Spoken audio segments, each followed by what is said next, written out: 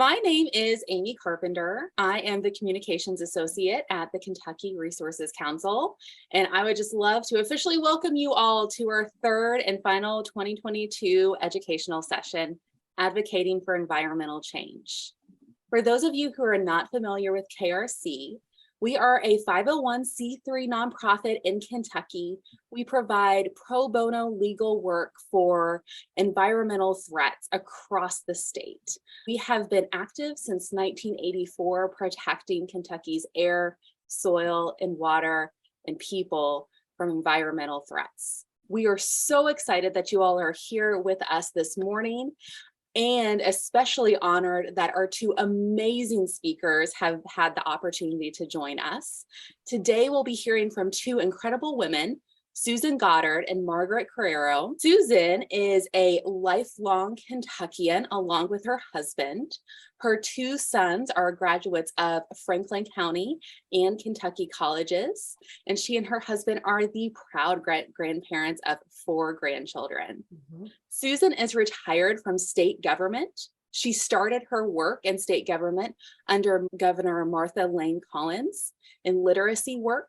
She went on to work in the GED program, post-secondary education, and the Department of Transportation.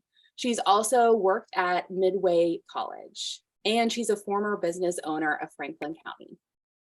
Margaret is retired from the Department of Biology at the University of Louisville, where she was a faculty member for 18 years. Her research focused on understanding how urban environments affect nature in cities and suburbs. In addition to giving public talks on various ecological topics, Professor Carrero continues her advocacy for nature and retirement by serving on the boards of Wild Ones Louisville chapter, the Louisville Climate Action Network, and the Louisville Audubon Society. So without further ado, I'm going to go ahead and turn it over to our first speaker today, Susan. Thank you, Amy. Well, welcome everybody, and thank you all for tuning in today. First of all, besides welcome, I just want to say you're not alone. There are a lot of us out there that are trying to fight the fight to protect the environment, and I'm very glad that you're here with us today to learn our stories, and I appreciate you wanting to hear that. I first learned about the Kentucky Resources Council at a legislative committee hearing where I was testifying in opposition to, as a citizen and a landowner, against the Bluegrass Pipeline. That's where I saw Attorney Tom Fitzgerald, who was also testifying at that hearing. And I have to say that I was quite impressed at all the work that they were doing and all the successes that they were having. And I was quite reassured and actually heartened to hear the passion in which they went about their work. So I turned to the Kentucky Resources Council for help and guidance, and I'm forever grateful and thankful to them for sharing their time, their wealth of knowledge, their resources, and their assistance. Thank you. They've asked me to share my story with you today. And again, thank you for tuning in.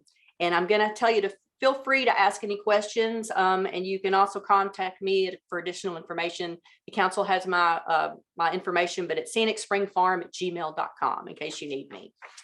Basically, my story is saving Duncan Road. That's my first, and the picture that is going to be pictured there when Amy starts it up after the Saving Duncan Road screen is the picture of the spring, and that is actually of Scenic Spring, which is on my farm, which is one of the things that I'm trying to save. Yeah, that's the spring out of our farm there. And I actually had the Kentucky Division of Water come out and put it on right after we bought the farm to come and put it on their water map so that it would be on there for the future and also for protection. While they were out here, they actually found another spring that we entitled G1 that was actually deeper, much colder. So they were a very, very good resource. Where I got the spark, I think initially in environmental protection, came from very, very early in my life.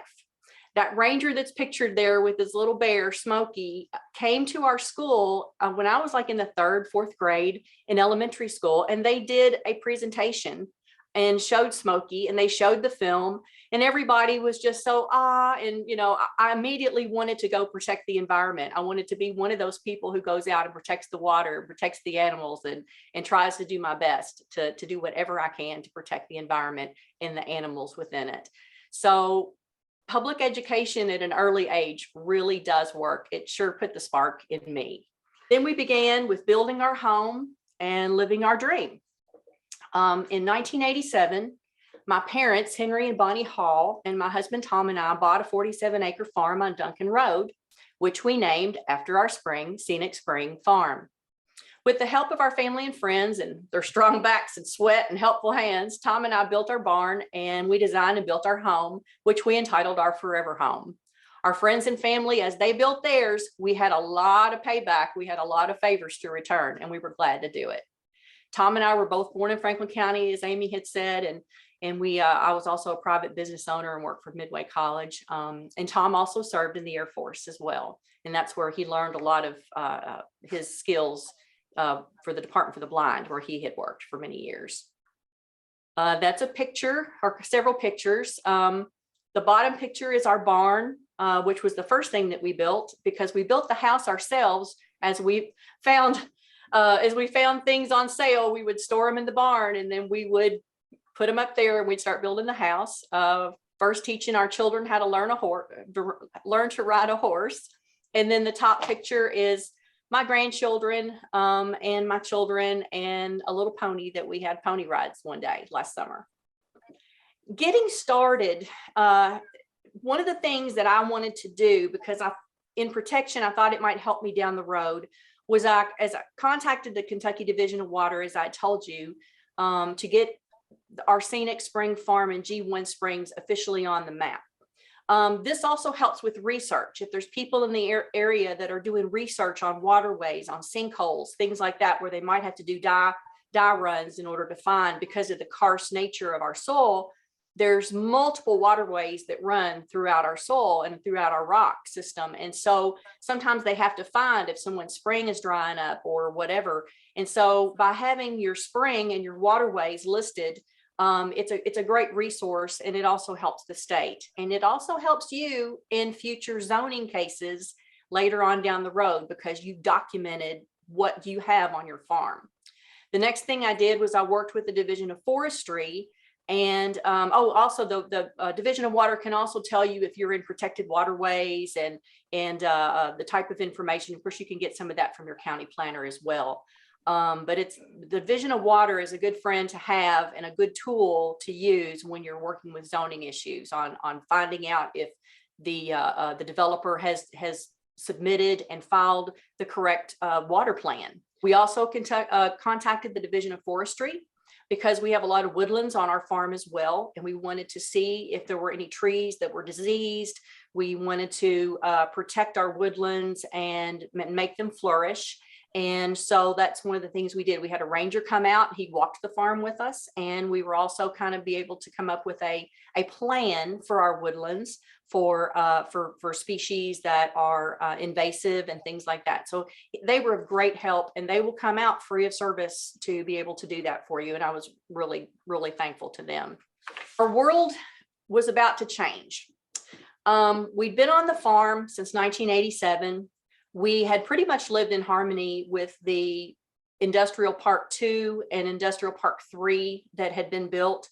According to the comprehensive plan, which I urge everyone, if you haven't heard about your comprehensive plan, please, check with your county planner, your local planning and zoning office, so that you can find out when yours is. Go to public meetings, submit suggestions and things, because it's really important for future planning, for the maps, and for the narrative itself, for the plan itself, because later on down the road, if you ever do have a zoning issue, they are going to use that county plan, the comprehensive plan, as part of their finding of facts, in which they will be able to use against you or for you in your case. And so it's really important to try to familiarize yourself with your county plan.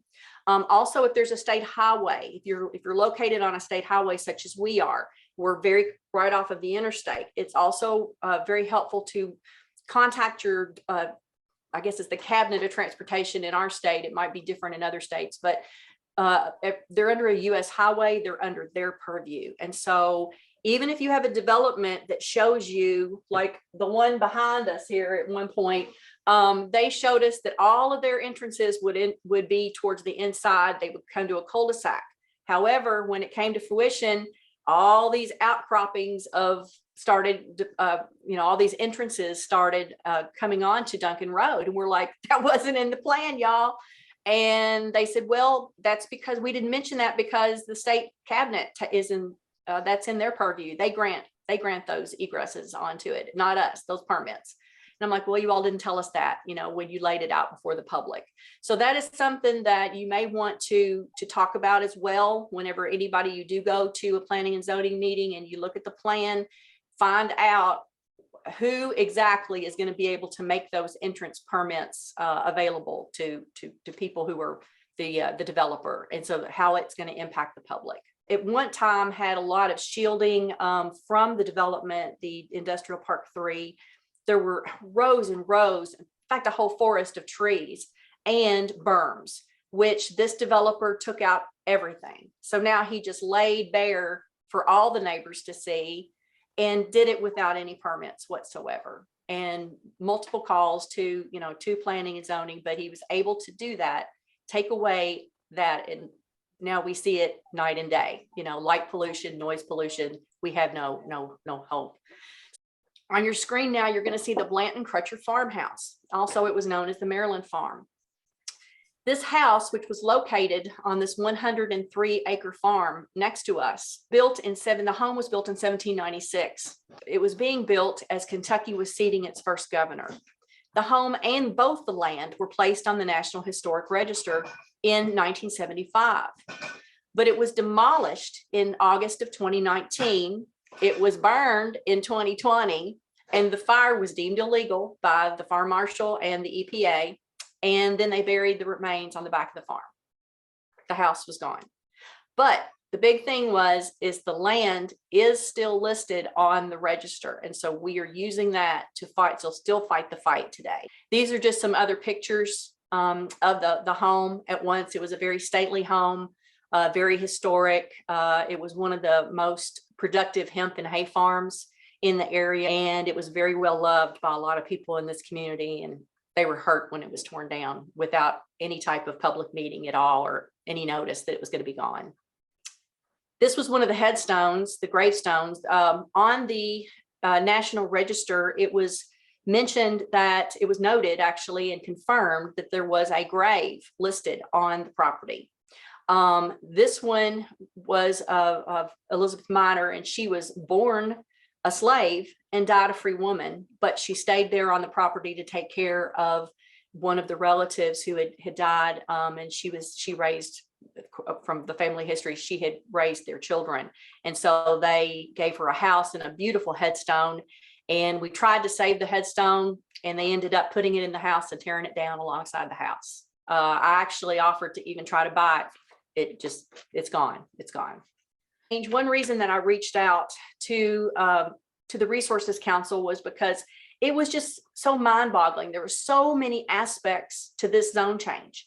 This was bordered between, they're first changing it, trying to change it from agricultural to general industrial, which meant they could have put anything, a lot of really bad things in there, from chemical companies to hog rendering plants to all kinds of things, that we really didn't want in a rural residential in a farm setting where we have tourists going by every day. We're actually part of Old Frankfort Pike, the other side of it, the same number on the scenic byway. So we didn't really want that on our road. It was also bordered by industrial parks in a neighborhood, a childcare center. It had the grave on there, the watershed with the protected waterways. There were many road closures, and because it feeds several of the local distilleries, we have a lot of huge trucks that are coming up and down our road all the time with truckload weights of 80,000 to 100,000 pounds. And so so that was also a concern with neighbors as well. So the road had been closed many times to flooding. So we just were not sure exactly where to start because there were so many things. So that was one of the things that the Resources Council was able to help me with, to kind of compartmentalize everything and take it where and address each thing that needed to be addressed at the time. In 2019, we got the call that the sign had been taken down, the farm had been sold on July 17th, right? By July 19th, the bulldozers were running. And this beautiful old cypress tree that had stood in time for at least a century, and people called it the Tree of Souls. It had beautiful outcroppings. People used to come from miles around and they would bring visitors. It was just ground down, first of all, and then they just piled just rubble on top of there, drained the pond, piled it down. There was a beautiful rock wall fence in front of a stone wall fence that was in front. It's gone as well. The beauty of our road was changing drastically, quickly, right before our eyes. And when we were calling for help, and do they have permits? Are they allowed to do this? What is happening? There's dirt and rocks on our road. We weren't getting a response from Franklin County. And when we did, they weren't very good responses. This is what the entrance looks like now. So it went from a beautiful cypress tree and a pond and a stone wall to that's it right there. That's what we see now. These are also what we see now, where you saw the farm and how pretty it was. You'll also see in the corner the illegal burn that I mentioned earlier. That was from the house rubble, and there were extra, according to the fire marshal, extra things such as tires and debris. They said that other things were thrown onto the fire when it was set. And my family was in direct, it was under the governor's COVID stay-at-home order, and here we all were staying at home, and clouds of black toxic smoke was just coming at us from 7:30 in the morning until 1:30 in the afternoon. Both the Tierney and the Industrial Park 3, I think it's important to note that they're located at the top of two very important watersheds. Their stormwater flows directly into two protected streams, Slickaway Branch, which is located kind of up at the top of your screen, and alongside, and it goes right in front of the entrance to 690 Duncan, to the Tierney property. And then also which also flows into Elkhorn Creek and into the river, which is protected. Elkhorn Creek's protected. And then on the back half of, because it's on a big hill, it's like this. So the front half, the watershed goes into Slickaway Branch. The back half goes into Glens Creek, and it ends up right at the mouth of Castle and Key Distillery, which Castle and Key has told me the water rushing down off this hillside now because of all the construction and the tree with removal and everything. At that 300-foot drop, they've had over $1.5 million worth of damage to their distillery, just from the excess water that's now coming off this hillside. So I knew I needed more help immediately. I needed some grassroots efforts. And I learned a lot about grassroots when I worked for the Literacy Commission and all the different literacy programs and how they form together to get some strength. We decided that we needed to have a neighborhood association. So I and a couple of my neighbors and some of my family, we walked up and down the road in the neighborhood, and we invited everybody to dinner, and we invited speakers to come in. We invited magistrates to come in. I invited an officer from the from one of the Kentucky Vehicle Enforcement, because they're the ones that deal with the big trucks and the weights and the speeds and all that.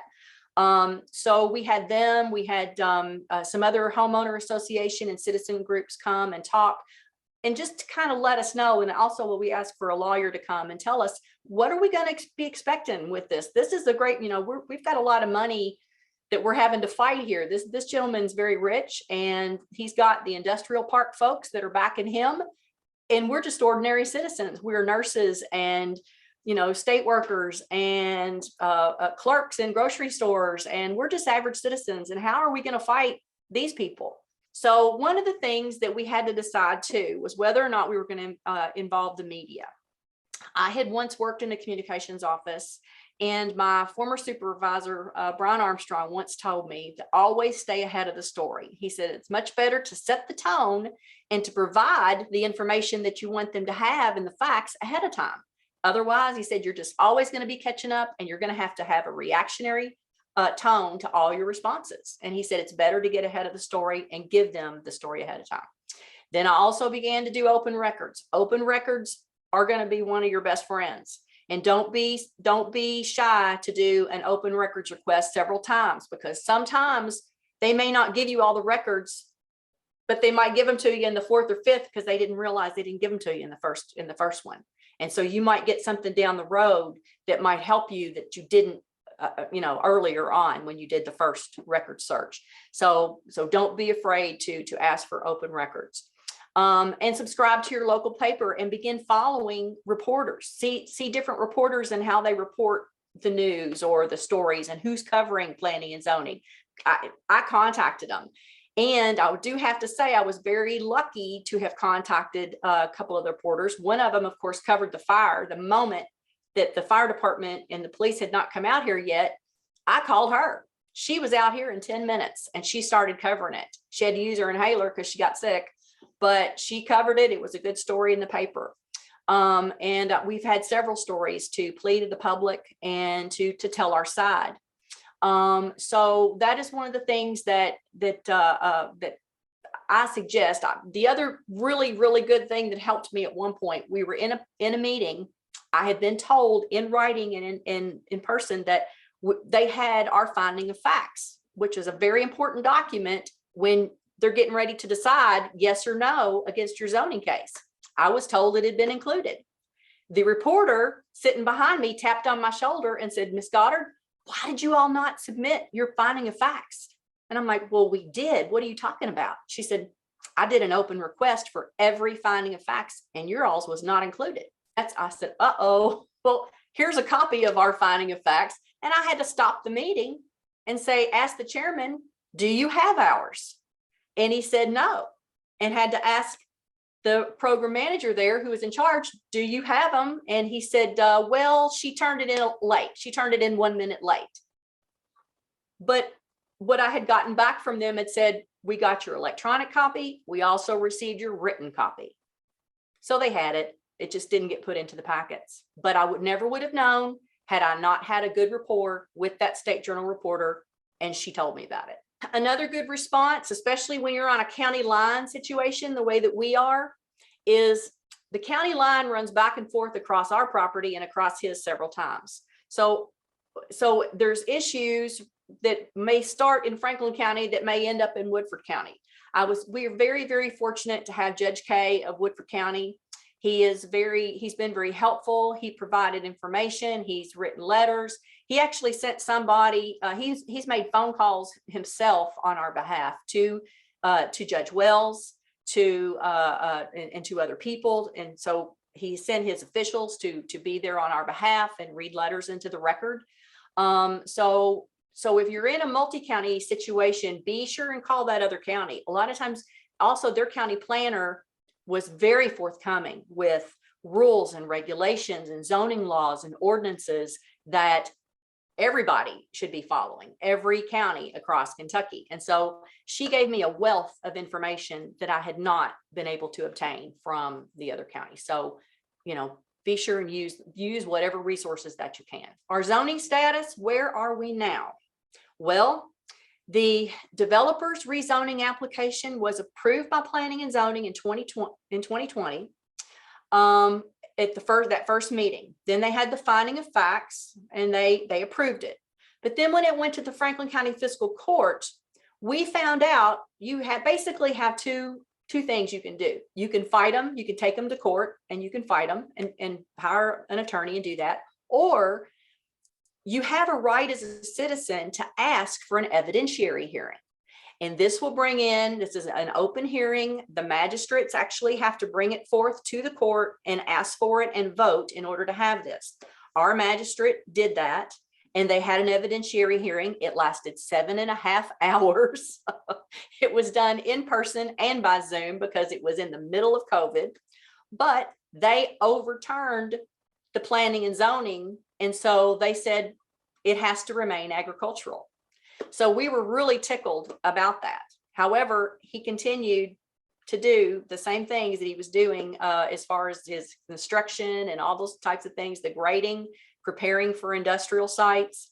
Again, I was getting no response from Franklin County. The developer then reapplied in 2022 for another zone for a rezone change again. This time, again, from agricultural to industrial, general industrial. He was denied this last time from planning and zoning. Now it's up before fiscal court. And fiscal court had to actually, they brought it up and they actually had to take it off of the docket because there has been a case filed against them, against one of the employees there. And so they are going to have a special meeting later on. I believe it's the 22nd. It's in later on, and then I think down in the next slide, the 22nd of this month, they'll be looking at it again, and they'll vote whether to overturn or whether to go ahead and let him change to industrial. So that's where we are, and hopefully they will deny his industrial change, and we'll keep it agricultural. But again, I have to really appreciate and say thank you to the Kentucky Resources Council, because they've helped us tremendously. We couldn't have done this without them.